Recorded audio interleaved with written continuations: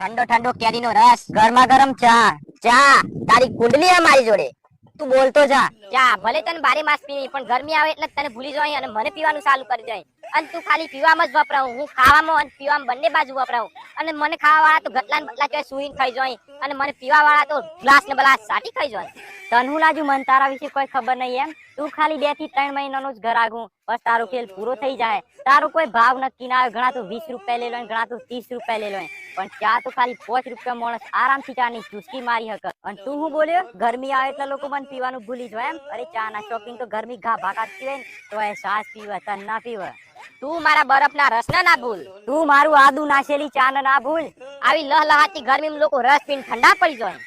લોકોને ચા પી નાખા દાડાનો થાક ઉતરી જાય. મન તો લોકો લગનમાં પીવા લઈ જાય, તને કોણ પૂછે?